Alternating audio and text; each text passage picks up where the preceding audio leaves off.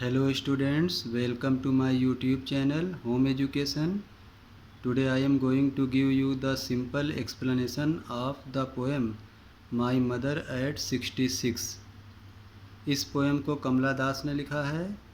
कमला दास ही इसकी पोएटेस हैं और उन्होंने अपनी माँ के बारे में बताया है। उनकी माँ बूढ़ी हो चुकी हैं, 66 साल की हो चुकी हैं और कमला दास अपनी माँ से मिलने के लिए आई हैं।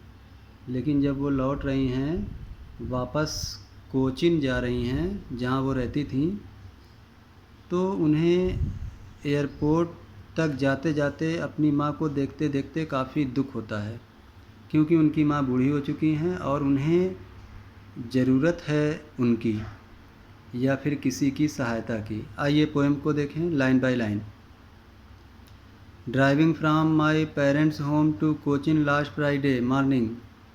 कवित्री जी कहती हैं पिछले शुक्रवार की सुबह जब मैं कोचिंग के लिए कार से एयरपोर्ट तक जा रही थी, आई सा my mother beside me.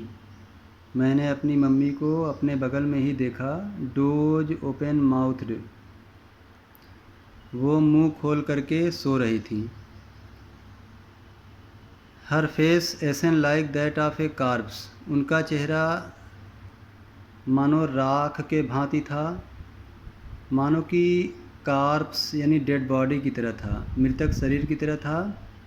And realise with pain that she thought away, और फिर कवित्री को ये बात सोचकर दुख हुआ कि शायद वो अपनी माँ को से बिछड़ जाए या उसकी माँ शायद अब मर जाए, अब वो अपनी माँ को देख भी ना पाए। एंड लुकेट, और उसने अपनी माँ को फिर देखा। But soon put that thought away, लेकिन जल्दी ही उसने उस विचार को त्याग दिया। And locate out at young trees sprinting, और फिर वो कार से बाहर पेड़ों को देखने लगी, छोटे छोटे पेड़ों को देखने लगी जो पीछे की तरफ भाग रहे थे। The merry children spilling out of their homes, प्रसन्नचित्त बच्चे अपने घर से बाहर दौड़कर निकल रहे थे।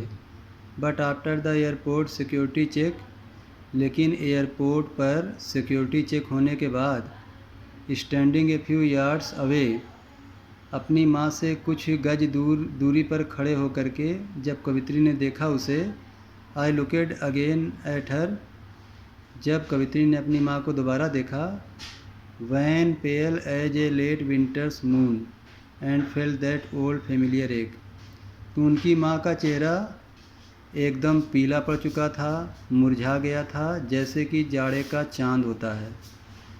तो कवित्री का पुराना दर्द फिर से जाग गया।